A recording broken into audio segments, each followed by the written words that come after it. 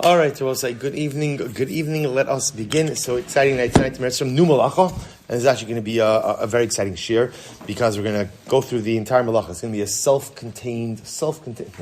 And I was already smirking at me. Yes, I've said this many times apparently. No, but this is it. This is going to be a self-contained shir. We're doing all of the Malacha of Zoreh, Miras Hashem, Winnowing. So let's begin. Source number one. Avos Melachos Abar Chasracha. So I'll say the great part about this Chaburah is the first source is very predictable. It's going to be the same first source, Miras Hashem, until we finish Lamates Melachos, which is the Mishnah Masechah Shabbos on Daf Ayin Gimel Amud Aleph that goes through the list of Melachos. So we'll say, I just also will point out that it's exciting, that kind of every shir we could look at that we're getting a little bit further, right? So we've done already Zoreh, Choresh, Kotzer, Ma'amer. Now, if you notice over here, I am going a little bit out of order. The next Malacha is Dash. We're actually skipping to Zoreh. Zoreh literally means winnowing. The reason we're skipping is because I really want to do Dash Borer Merakid, but really more Dash and Borer together as a unit. So I don't want to use lashon of get Zoreh out of the way, Chas Shalom. But Zoreh is a much shorter, self-contained malacha, so we'll do it first. So what's Zoreh? So again, I will say. So I just want to point out. We'll see again. So the literal English translation is winnowing. Rashi says over Zoreh Barachas L'Ruach. So ultimately, again, I will say we're going to see that what is the malacha of Zoreh. So interestingly enough, remember, you have a pile of wheat. You've threshed the wheat. The point of threshing the wheat, we're going to see, is to go ahead and begin the process of separating the wheat from the chaff.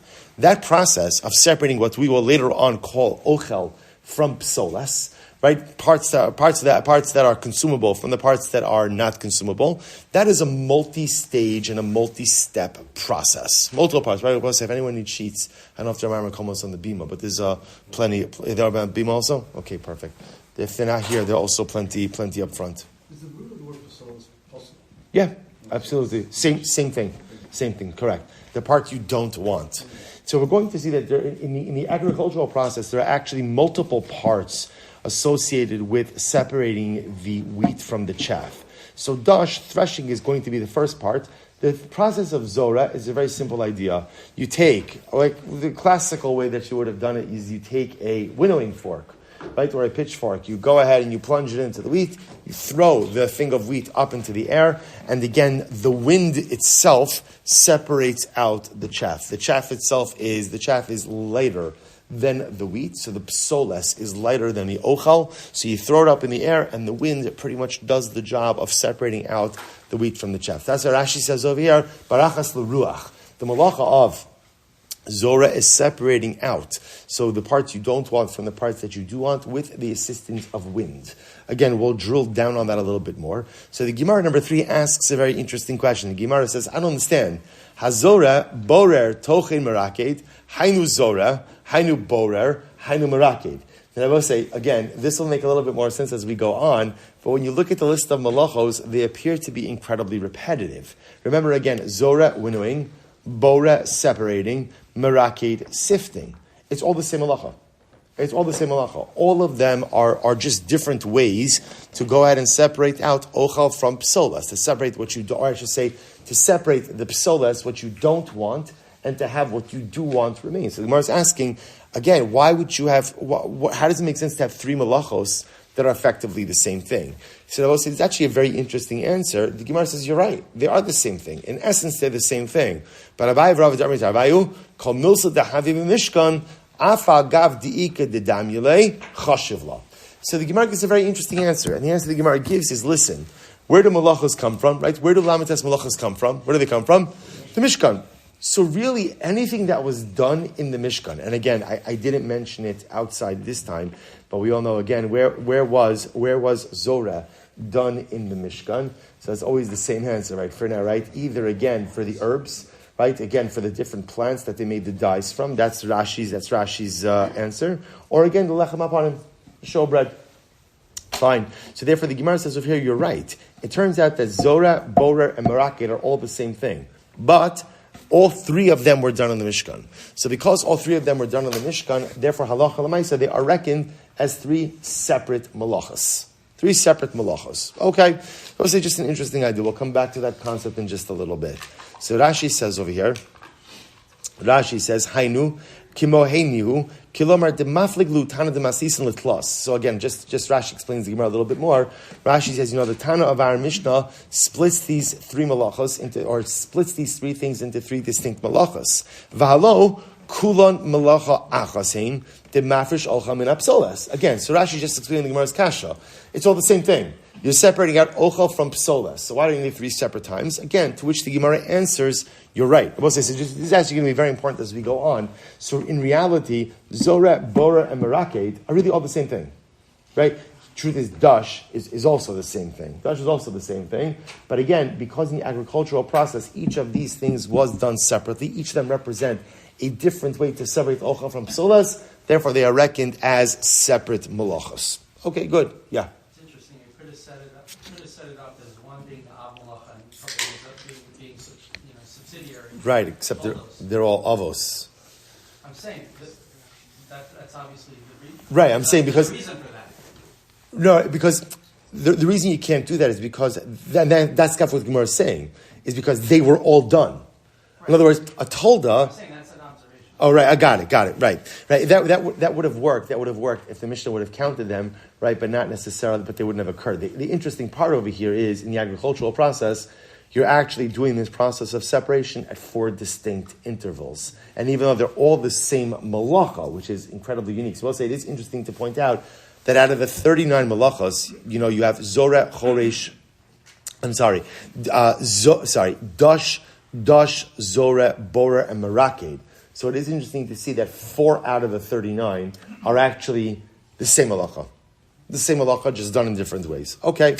In number 5, the Rambam writes, Hazoreh o haborer kigro geras chayiv. So we'll say this Rambam is important. Why? Because Rambam here gives the shear. Remember again, every malacha has a shear. Every malacha has an amount that you have to go ahead and do in order to transgress. So how much winnowing do you have to do in order to be in violation of the malacha? Kigro geras, the size of a dried fig. So you'd have to winnow the amount of food, the amount of produce, the size of a dried fig. If you look at the last 2 lines in the Rambam, middle of that second line, he just restates again what the Gemara said before. Shazoreh, v'haborer, v'hamarakit, domen inyonim zelozeh. All of these malachas seem to be the same. Umipnei ma manu osa mishlosha, mipnei shakal malacha shaisa b'mishkan, monin osa bifnei atzma. So the Rambam just codifies the answer given by Abaye and Rava in number 3. That even though, again, they are all the same malacha, since they were each distinctly done in the Mishkan, therefore they are reckoned separately. And I will say, if you take a look, I'm just going to go out of order for just a second. The Nishmas Adam in number 7 writes, Shayach rak legidulei karka. So first of all, this is actually important, right? So again, the malach of Zoreh only applies to things that grow from the ground. Now, obviously, again, you already know what we're going to get into, although we're not going to see this as much by Zoreh, we'll see it by Dash and by Bor and by Meraked, that ultimately, that although midoraisa they only apply to giduli karka, to things that grow from the ground, midrabanan there may be certain additional prohibitions, but we'll leave that for now. Point this Adam is saying is Meraked only applies to giduli karka, things that grow from the ground. We're going to come back to that in a very interesting application in just a little bit. Now, I will say, perhaps one of the most interesting machloksim when it comes to Zoreh, and look, I'm going to be honest, I don't know that Zoreh is of the most riveting of the malachos, although we are going to see some pretty incredible stuff in just a little bit. But one of the interesting machloksim that comes up is as follows. Take a look at number 6. The Tal Oros writes as follows. He says, V'da deleka chiyuva de Zoreh ela dafka ki hagavna shema'avir sapsolas al yidei haruach. Shabbos says, this is interesting. The Tal Oros says that the malacha of Zoreh is only when utilizing wind as the vehicle of separation. Right? It's the vehicle of separation. Has the dafka be done with the wind? Because again, the Rose says just on the most basic level, that's how it was done agriculturally. Okay. So we'll say, and by the way, I just want to point out, lav dafka is Rashi. Right? Because Rashi is just describing how Zoreh was done. Rashi is not necessarily commenting on the parameters of the malacha. Right? How remember, this Mishnah is talking about the malachos as they were done in the Mishkan. So the malacha done in the Mishkan, again, in the agricultural sense, was done. The reason why I'm saying, you'll see why I'm saying that before, because we'll see where Rashi falls into this. But the Tal Oros writes again, halacha l'maisa only chayiv Zoreh if done with the wind. The Rabbeinu Chananel writes over here something very interesting. In number 8, V'nipoch ba beruach piv uberer chashafu gezorah. So I'll say, what happens if you have something in your hands and you blow on it? I'll say, the classic case that's given by the poskim, interestingly enough, is if you have peanuts, right? So like when you open up peanut from a shell, you have like that brown stuff on it. I don't know what is it called? What is it? A membrane? That's what it's called? That's the technical? Peanut membrane. Okay, fantastic. Doesn't sound very appetizing though. All right, but I guess I'm supposed to eat it. So again, I'll say, so the interesting part would be, what about taking something and blowing on it? Blowing. So in other words, I'm not utilizing the wind, but essentially what I'm doing is I'm winnowing with my breath, right? I'm winnowing by blowing on it. So it's interesting. The Tal Oros would say, that's not Zoreh. Zoreh dafka is with wind, is with ruach. That's how it's done in the Mishkan, and that's the Malacha. Rabbeinu Chananel says, no, not necessarily. Or he says, no, I'm sorry. He says, halacha l'maisa, it's Zoreh even if you blow with your mouth, right? Even if you, what's the word? Blow on it. Ultimately, again, that is going to be called Zoreh as well. So we'll say, so a very interesting machlokes. Again, I don't know that it's so shaykh that people hold stuff in their hands and blow on it, but lamaisa, again, technically speaking, you have an item that is gidulei karka. It has some stuff mixed in with it. You know enough. Yes. Well, you might be saying that's true if there's kind of both involved, if you're outside, so you're using your mouth with the wind, then No, it's not what he says. He says again, right? He says v'niva ba ruach piv, ubir.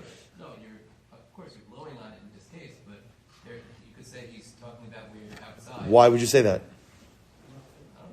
No, I'm saying I hear, but that's not what he's saying. Right? In other words, what would be the havamina there? If there's wind, so what I'm doing or not doing doesn't make any difference. That it's a messiah? No, that's not what he's saying. I mean, I think it's a great idea, but it's wrong. Because dafka, only because this is brought down as the machlokes rishonim on this, right? The dafka, not misayah.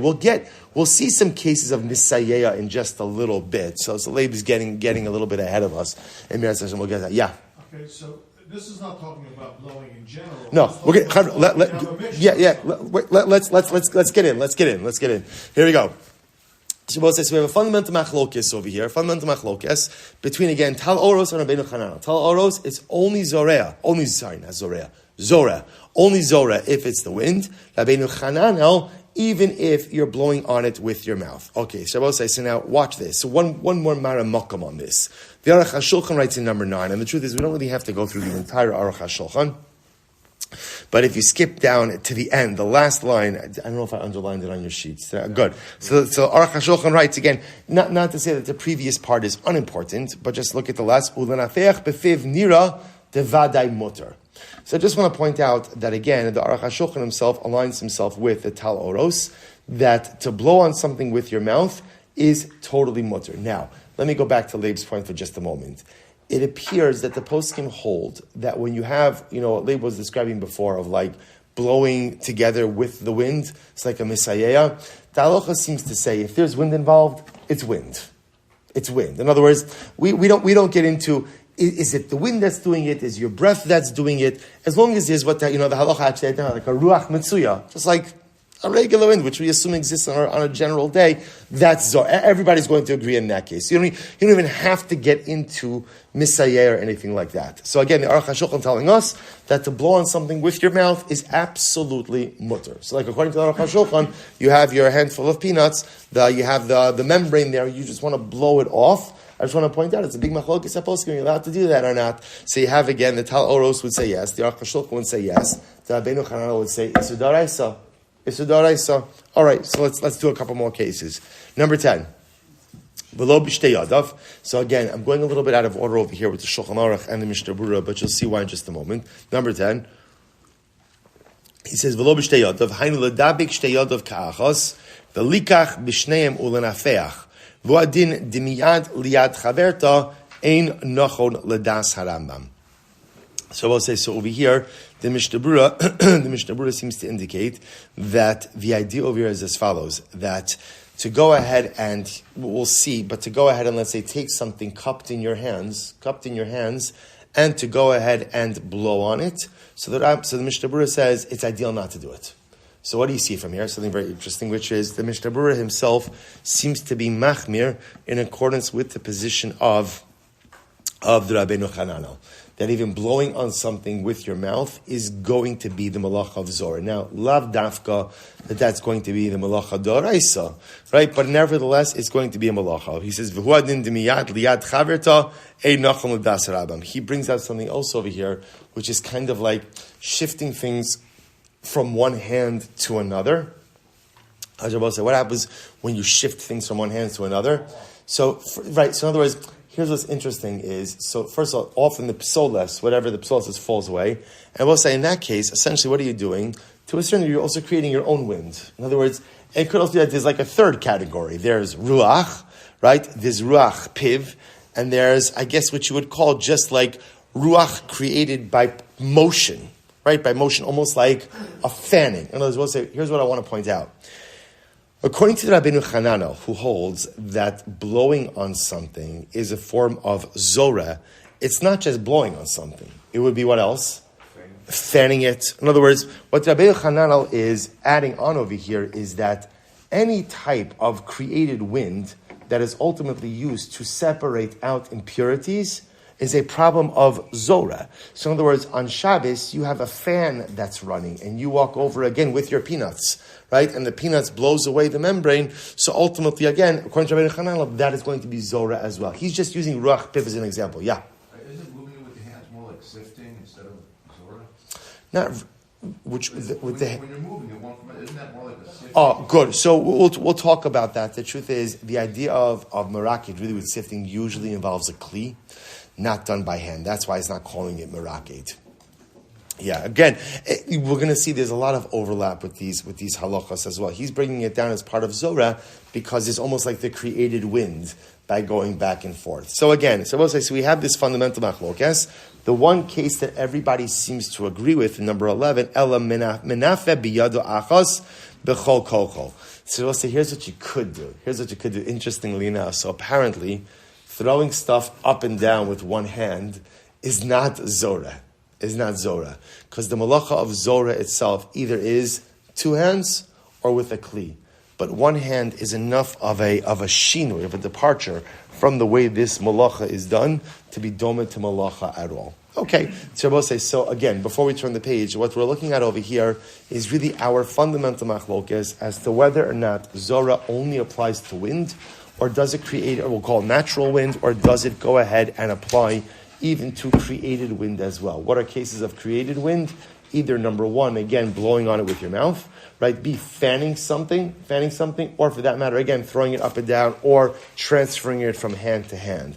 But apparently going ahead and menafeh biyado, one hand, enough of a shinui, not going to be the malacha. Okay, interesting. I will say, let me show you, number 12 is where it really gets quite fascinating. So the Ramah here quotes the Yerushalmi. So the Yerushalmi writes as follows. Yerushalmi writes, Haga, listen to this. Harokek beruach b'Shabbos, v'aruach mefazer harok, chayev mishum Zoreh. So we'll say, this is fascinating. If you spit on Shabbos, and there's wind, ultimately, again, the wind is mefazer, the rok. It scatters the saliva. That's called Zoreh. Right? Spitting into the wind, and by the way, I just want to point out, remember, the malach of Zoreh is when there's a ruach mitzuya. When do we assume there's a ruach mitzuya? Always. In other words, the concept in halacha that there's just a common wind always applies. That's why it's called the ruach mitzuya, right? It's called mitzuya because it's matzui. So the assumption always is that whenever you're walking around, there's a ruach mitzuya. So therefore, the Ramah over here quotes over here you can see quotes the Yerushalmi. Ma'aril b'shem Arzarua, the Yerushalmi. Yerushalmi says you should not spit into the wind on Shabbos because the wind goes ahead and scatters the saliva, and this is called Zoreh. I'm sorry. So obviously we have to be talking about a situation over here where there's no issue of Zoreah, right? It's paved. No, sorry. You said it's only... Good. Hold on. Excellent. Hold on. Look at number 14. We're going out of order for just a moment. Number 14. So the Chaburah says, he writes, Well, actually, before we get to 14, I will say, so just to show you an interesting application of this Yerushalmi, take a look at number 13. So this is from the Rabbi Ribiat book. 39 Melachos, Zoreh. He writes, one should not shake out a tablecloth against the wind, thereby causing the crumbs to become dispersed by the force of the wind. So incredible. So we'll say, this is like pretty dramatic. Now, again, we'll see what the halacha l'maisa is. I just want to point out, he's quoting this when he gives this example. It's one of the examples he gives. He gives this in the section that speaks about the Yerushalmi, that the Ramah just quoted. We have to see what we do with this Yerushalmi. We'll say, but again, it's a real reimagination of the malacha of Zoreh, right? Because again, Zoreh, as it started out in the Mishkan, was wheat and chaff. The goal of the wind was to go ahead and separate out the wheat from the chaff. Suddenly now, again, what you have over here is the Yerushalmi taking a totally different turn and saying, anytime you utilize wind to break apart something, to split apart something, that's called Zoreh. And therefore, spitting into the wind, shaking out the tablecloth is going to be Zoreh. Yeah? So would this apply to blowing on your hat or garment as well? Well, blowing on your hat or garment could be a potential different issue of malabin, of laundering. I guess it could apply. Anything that you're blowing into the wind, right? Anything that you're blowing to scatter it could potentially be that issue. But again, it's not gidulei karka; it doesn't grow from the ground, so it wouldn't be Zoreh. Yeah, Chaburah, give me like 2 minutes. Let me just get through this piece, then I'll take your question. So we'll say, so let's go a little bit weiter. So Chaburah is number 14. So here now we have the Yerushalmi. Take a look now at the Chaburah, number 14. Mefazer harok v'lo ra'inu misha choshesh lazeh. Okay, so that's why again we calm down a little bit about the Yerushalmi. Right, the Chaburah says no one holds like this. Kevan de'eno miskaven lakach. So first it says because again somebody's spitting into the wind. What's their kavana? Right. We'll see that in the Mishnah Halacha again on a more basic level. Just again, the idea is to just expel saliva. I don't have any kavana to separate out anything like that in the wind. The koshekein de'en zeh derech Zoreh. See, Kosher B'Kiva Eger. This is not Zoreh. Now, what does that mean? This is not the derech of Zoreh. What does that mean? It doesn't resemble the malacha at all. Why not? Rabbi say, remember again, Zoreh is in what family? The Dash family, right? Dash, Borer. It's taking two items that are mixed together and separating them. That's the Ikra Malacha. This does not have any signs of that, right? This does not have any similarity to that. So therefore, Allah the Mishnah Berurah says, again, let's say, what we're not doing tonight is there is a whole svara for the Yerushalmi, right? So the Yerushalmi, again, didn't just make up this concept. There's a whole piece with the Arzarua. Again, we're not really going to get into the lumdus of it, but suffice to say, the Mishnah Berurah says, nobody holds like this. Okay, now watch the Ber Halacha number 15. So this is actually quite interesting over here. So the Ber Halacha quotes Rabbi Akiva Eiger. So if you notice again, Mishnah Berurah number 14 quotes Chidush Rabbi Akiva Eiger, and the Ber Halacha gets a little bit more into this. This is actually really interesting Ber Halacha. He writes, B'tshuvas Rabbi Akiva Eiger, Simin Chaf, Nistampek, B'shofech mayim mu'atim mitzluchis derech chalon. So we'll say, Rabbi Akiva Eiger deals in the following situation. Let's say, I have some water that I want to pour out. Again, assuming that we're not going to run into a Zoreh issue like we learned about before. So I just want to lean out my window and go ahead and pour out some water outside. So am I allowed to do that or not? Varuach mefazer hatipos, echad lekan, v'echad pona lekan, ichai mishum Zoreh. So Rabbi Akiva Eiger deals with this shayla. I want to pour some water out of my window, and the wind is going to scatter the droplets in different directions. Am I allowed? Is that the malacha of Zoreh or not? So he writes, "Vehela letzadet harbe lahakel midishmitu aposkim Yerushalmi shmamina to lo sir lekain." So what Rabbi Akiva Eiger says? Look, we all know the Yerushalmi, right? Yerushalmi says this is Zoreh. Rabbi Akiva Eiger says, but no one quotes the Yerushalmi. No one quotes it. In other words, we'll say it's not codified in the Rambam. It's not codified in the Shulchan Aruch. The Ramah quotes it. The Ramah is the one halachic codifier who quotes it, who brings it out. Right? So he goes there and he says, Ella de Melachos Zorehu came borer, the mevarer psolas mitoch ochel. So again, I will say, says Rabbi Akiva Eiger, because again, you can't, how can you tell me that this is Zoreh? Zoreh, I will say, is in the Dash family, the Borer family, the Meraked family. That ultimately, again, what does it mean? You have a mixture, and you want to separate out Ochel from Psoles. That's Zores. But in this case, you're utilizing the wind, or maybe even more, utilizing your breath, or utilizing movement, right? Or a fan. Aval Bekulo Psoles, Enochai Mishum Zoreh. I will say, but if it's all Psoles, so what does it mean when he says it's all Psoles? What does that mean? Or is you're pouring out the water. Right? In other words, obviously you're pouring out the water, you don't want the water. So for your purposes, all of that water is psolas. So again, it doesn't matter if you call it all ochel or you call it all psolas. Either way, it's not Zoreh. Why? Because there's no mixture. There's no mixture. If there's no mixture, and there's not something you're looking to discard, something you're looking to keep, then Lamaisa, that's not called Zoreh. So he goes on, he says, Va'af l'das harama, yesh l'tzadet, dehu dafka berok. So this is very interesting. Furthermore, Rabbi Kiva Eger says, this is all the Baralach Kun Rabbi Kiva Eger. Furthermore, it could even be that if you want to be machmir like the Yerushalmi, maybe it's only with spit, with saliva. Now why? And this goes to Zevi's point. He's like, look, watch this. Tikimo de'ein disha uma'amer, ela b'gidulei karka, kain ein zoreh ela b'gidulei karka. Now again, remember, why does the saliva case even get off the ground? Besides the fact that there's no mixture, right? It can't really be called Zoreh. So saliva is not Gidulei Karka. So why are they about Zoreh? This is actually pretty wild. Va'adam nikra Gidulei Karka. A person is called Gidulei Karka. Now I will say, now this is interesting. Now why would a person be called Gidulei Karka? Because since a person is nourished, this is not even like a deep esoteric idea that Adam comes from Adama. It's much more pashut. I mean, that's a good svara also, but it's much more pashut. I will say, human beings are sustained. By the way, the Gemara has a havamina like this also, that balichaim, that animals should be considered like gedulei karka, since they are nourished from the ground. There's this concept that when something is nourished from the ground, it has the din of gedulei karka. So this is actually pretty wild. So therefore, Rabbi Kiva Eger says, it could very well be that even if you want to say that Zoreh applies in the Ramah's case, it's only because it's saliva. Saliva comes from a person is Gedulei Karka, so maybe saliva has a din of Gedulei Karka, which is incredible. He says, Aval lo b'mayim, the lo have Gedulei Karka. So this is interesting. But what doesn't it apply to? It won't apply to water, because water is not Gedulei Karka, which is fascinating. So it comes from a spring, but he'll say it doesn't come, it's not created by the earth, right? Gidulei karka means something created by the earth. The water, even though it's housed, again, I will say, I just want to point out, you have to appreciate the premise that the Ber Halacha is coming from, right? The premise that Ber Halacha is coming from, right, which is Rabbi Kiva Eger, the Mishnah Berurah, no one follows this Yerushalmi.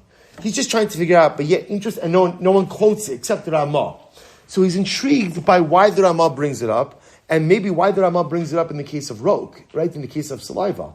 Because maybe it's only in the case of saliva, because maybe saliva is a din of Gidulei Karka, but even Mayim doesn't have a din of Gidulei Karka, and therefore no Zoreh applies to it. Avalo b'Mayim, the lo have Gidulei Karka, va'od, the lo nechale, as Rabbi Eli was saying before, the lo nechale, upsik reish, the lo nechale, yesh matirim. So therefore I will say, what comes out over here is as follows, that you see a very interesting machlokes over here about this Yerushalmi. So essentially, does Zoreh apply? Does Zoreh apply when you go out and you scatter something utilizing the wind, but I'm not separating anything? Right? I'm not separating anything. Now, what I want to point out is as follows. To be clear, remember, there's no Zoreh if it's not Gidulei Karka. So everyone agrees you need the Gidulei Karka piece. So the shaila is it called Zoreh if you're not separating out different components, but you're just using the wind to scatter something? So that's why, going back to number 13, and third Melachos, he brings up this case of shaking out your tablecloth. They'll say, what are you doing when you shake out the tablecloth? What's the goal? To scatter the crumbs, right? That's what I'm doing. I'm using the wind, both created by the shaking of the tablecloth and whatever wind exists outside, right? To go ahead and disperse any shmutz that accumulates. That is the goal. So according to the Yerushalmi, and again, assuming food items are going to be Gedulei Karka also, right? So therefore, again, according to the Yerushalmi, that would be the malacha of Zoreh. So I will say, so just, now again, I don't know that I know anyone who's machmir on this. I mean, I think many people could definitely begin relying on this, not to have to shake out the tablecloth. After your wife asks you to shake out the tablecloth, I would, but I'm really trying hard to work on myself. And this week I'm Makamas that be better in Zoreh. That's my new Kabbalah. So I'll say, but again, I don't know. I've never seen anyone that's machmir on this. But again, should you run into someone who is machmir on this, again, it's based on the Yerushalmi. Good. So I'll say, take a look. The Shulchan Aruch Harav in number 16 essentially espouses the same idea as Rabbi Akiva Eger, as the Ber Halacha, as the Mishnah Berurah number 16. He says, "V'chein yachol min haTorah lefarer v'lizros l'ruach v'lo amru sha'Zoreh hu me'avos Melachos ela b'Zoreh tvua kadei lahafrish mimeno es hamotz shu borer ochel mitoch psola." So what's here? Shulchan Aruch says explicitly, it's only called Zoreh. It's only called Zoreh if you have a mixture of items. And you are utilizing the wind. Again, whether you're creating your own wind or you're utilizing natural wind to separate out components. So he says, Aval, kishazora kol ochel ruach, ein kan iser min haTorah. However, again, if you're just utilizing wind to scatter stuff, but it's scattering without separation, Shulchan Aruch Harav paskins that halacha l'maisa, that is not going to be a problem of Zorah. Okay, Chaburah, who had questions before we went on, did I answer them? Yeah? So the peanut thing. Yes. So peanut crackling at the membrane, sitting there. Yeah. And if you don't, it's a windy day, you shouldn't hold your hand out. When you blow it away. That is correct. Nor should you go ahead and blow on it in order to go ahed and blow away the shells. Because again, I will say, actually, I thank you for bringing this up again. We are generally machmir, like the opinions that say that Zoreh is not just with wind, with natural wind, but Zoreh will be even with you blowing on it or with a fan or with anything else. So in the peanut case, and you could have this, you could see this case come up like with nuts, right? Peanuts aren't the only things that have like, whatever kind of nuts you have, so you just want to get rid of the membranes or whatever. The psolas, you can't blow on it. That would be the malacha of Zoreh. Shabbos, there's one more interesting application of this discussion, which is actually quite fascinating. If you take a look at number 17, so the Minchas Yitzchak writes as follows. Here, I'll just quote to you the tshuva over here, and then we'll see the mechanics. It says, Be'inyan pizor samamonim, perfume b'Shabbos.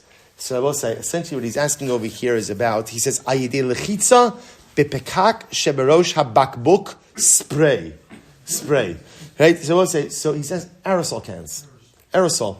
So the shaila is over here, I will say, so is use of an aerosol can, is that a problem of Zoreh? Because essentially, again, you're kind of taking something and you're scattering it into the world. Is that a problem? So the Minchas Yitzchak, I will say, actually has a very long tshuva on this. I just quoted one line, which is his conclusion. So Minchas Yitzchak says there's no Zoreh. Now I will say, now why not? Take a look at number 18. So once again, in the 39 Melachos Sefer, he has a very nice discussion about this. He says as follows. He says, common aerosol spray dispensers, such as those commonly used for hairsprays, deodorants, room fresheners, operate by the use of certain propellants that are sealed inside the container with the liquid spray product under pressure. Depressing the push button on the valve releases pressure, thereby forcing the liquid up a tube and through the valve. Again, I don't know if the picture came out clearly enough that you can see all the different pieces there. The liquid turns into a spray mist as it is released from the nozzle. The Igros Moshe. So we'll say, here's what's interesting. Rav Moshe doesn't have a tshuva on this. I should say differently. There's not a tshuva in Igros Moshe. This tshuva is actually quoted, Rabbi Shimon Eider has a book, Hilchos Shabbos, Halachos of Shabbos, and in the back of it, he has like a number of things that he learned from Rav Moshe. So that's where this is quoted from. It's interesting. It doesn't appear in Igros Moshe. Okay. See, Igros Moshe permits the use of aerosol cans on Shabbos because the scattering is not caused directly by blowing or wind force, but rather by the pressure of the liquid as it is forced through the microconduits in the nozzle head. So I will say, isn't that fascinating? Again, which I will say, it makes sense. Zoreh, the malacha is only Zoreh when there's wind. It could be natural wind, it could be wind created by my mouth, but it's got to be wind.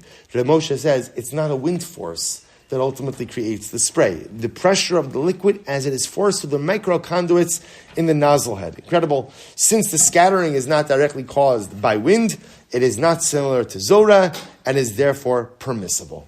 So we'll say, so that's an important halacha l'maisa piece, that again, a person wants to use an aerosol can, or an aerosol can on Shabbos, not a problem of Zoreh. He does put in here on the note that perfume and deodorant sprays may only be applied to one's skin, not to one's clothing. So we'll say, so again, I think we learned this in Smichas Chavar. I think we covered it. I don't remember. Moshe said the idea of molid reach, the idea of creating scent in clothing. It's a whole discussion again exactly what that is. Is it makeh bepatish? Is it potentially binyan bekelim? Whatever it is, but you're not allowed to. It's actually very important. Moshe, let's say a person wants to put on some type of perfume or what was it? Cologne. Thank you. Right? So deodorant you normally apply on skin. Let's say a person has like a body spray or something. You can't put that on your undershirt, right? You can't put that on clothing that only goes on your skin. But again, different topics. So both say, interestingly enough, and I'm not aware of anyone who is cholik on this aerosol can psak. Yes. So this would be the same for meaning in the case of a cologne spraying something that doesn't use aerosol, it just creates a mist of its own. Oh, like a perfume pump. Yes. Yeah. Same idea. In other words, correct. He's only. I think he's only bringing up aerosol cans because yeah. Out of curiosity, you say that there might be an issue of grease on the hat. Why have you not brought that up with the tablecloth? You don't consider that one? No, because the assumption is when you're going ahead and you're shaking out your tablecloth, stuff that is firmly embedded is not coming off. The only time you can get into a potential issue of malabin is like when something adheres and you really have to scratch it off. If you blow on the hat, you're assuming that whatever's going to come loose is loose enough to come loose by air as opposed to force. I'll say, okay, that could work. Okay, true. That could be fine. That could be fine. If it's loose enough that it just comes off easily, then you're correct. It is malabin. It would not be malabin. Correct. Yes. How is there so as a no-hell in the tablecloth case? It's just all stuff. Correct. Remember, that's why I brought it up in the context of the Yerushalmi. Right? The tablecloth case is only a problem according to the Yerushalmi. Right? And that's why, again, thank you for bringing this up. I just want to be clear. The example on the tablecloth in number 13, that's why Dafka put it over here by the Yerushalmi. This is if you subscribe to the Yesod of the Yerushalmi, that there is a concept of Zoreh, even without a mixture of Ocham Psols. But rather, the Melachos of Zoreh could even be having something Dafka scattered by the wind. That's where the tablecloth comes up. And that's why, again, Allah L'maisa, it would appear for our purposes, the tablecloth doesn't really go ahead and cause any problems. So therefore, both say that. So now, just to kind of bring everything together, both say, I did it. Ari Lichterman, who was laughing at me before, right? So again, that is the entire. I mean, there's more. There's a lot more lumdis. There's a lot more lumdis in Zoreh, but I will say, but this is what we're going to cover in this malacha. So again, to kind of bring it all together, the major machloksim to continue to keep in mind is, again, definition of malacha, everybody's pretty much on the same page about. Shir, no one argues grogeres. Why repetitive malachas? That's what was done in the Mishkan. Fundamental machlokes number one is, does Zorah only apply with wind, or does it apply even by blowing or by fans? So both say, so that's machlokes number one. What do we do in that machlokes? General consensus is we're machmir. So therefore, the malacha of Zorah will not only apply with natural wind, but will also apply if you blow on something as well. So again, I just keep yes. Okay, so the aerosol, when you're dealing with spray foams, so spray foams are going to be a little bit different. Because the whipped cream cases. So let's save that for a different time, because they're already, again, that could be a potential no-lud case or molid case where you're creating something new. So the idea of taking a liquid and turning it into a mist is not considered to be a no-lud case. But okay, we'll get to those as well. So that's machlokes number one. Ultimately, again, is it wind or is it any type of blowing? Machmir, any type of blowing. That's machlokes one. Machlokes two, Rabosai. Machlokes two is the Yerushalmi and pretty much the rest of the world. Right? So again, it's not just Yerushalmi or Zarua. Does the malacha of Zorah only apply when you have a mixture? Or can it apply even to a non-mixture that you are dafka scattering into the wind? Yerushalmi, even a non-mixture that you're using to scatter into the wind, so you can't spit into the wind if the wind is going to spit apart the saliva. You can't shake out the tablecloth if the wind is going to scatter the crumbs. But we saw the Mishnah Berurah, Rabbi Akiva Eger, the Ber Halacha, the Shulchan Aruch Harav, all who paskin that there is no need to be concerned for this.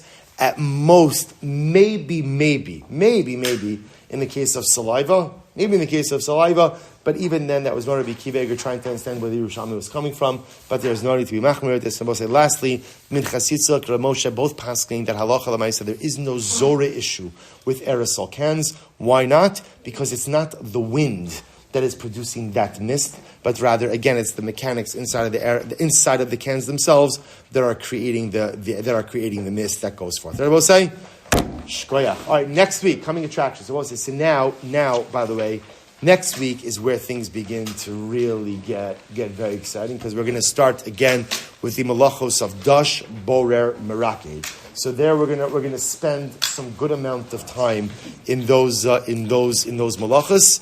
Shkoyach, Hebra. Shkoyach. Breadcrumbs add up to a desire.